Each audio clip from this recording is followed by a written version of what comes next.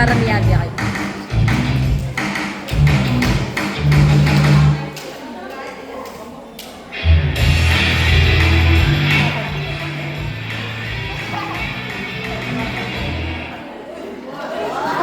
Ano ba sila ang mahal ko? Nalala ko na yung family ni 2026 natin. Alin doon? Yung games? Tuya?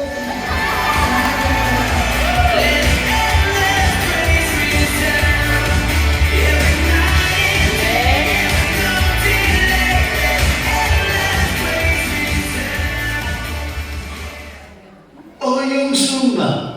Wala ka?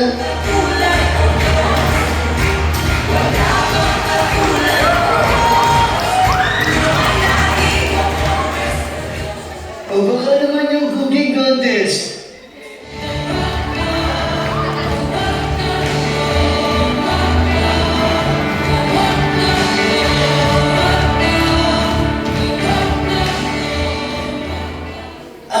Siguro yung chat natin. Arriba! Arriba!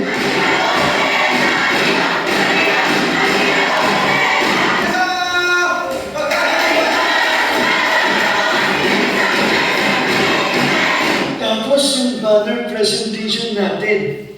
Unity is also one of praising. Tulad namin ang asawa na pinag-isasa ng Panginoon, ang Biblia na iba't iba man ang pinanggalingan, iba't iba ang istorya, kami ay nagsama-sama upang bumuo ng isang pamilya. Alam ko na, yung bench natin. Unit!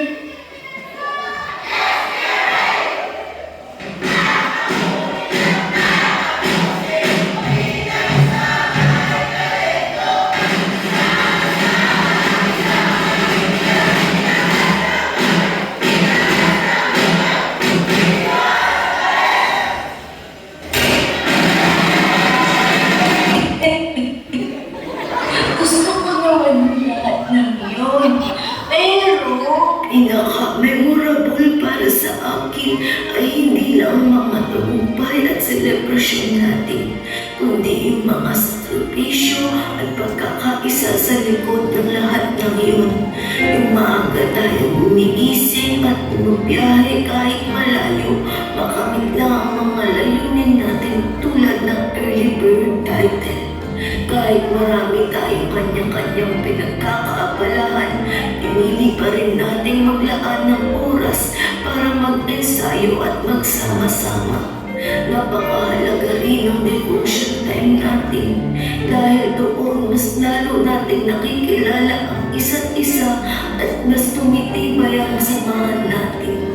At higit sa lahat, sa gitna lahat ng to, hindi tayo nakakalimot na manalangin at ialay sa Panginoon ang lahat ng papuri at pasasalamat. Ang dami mo namang sinabi. Pakis nga.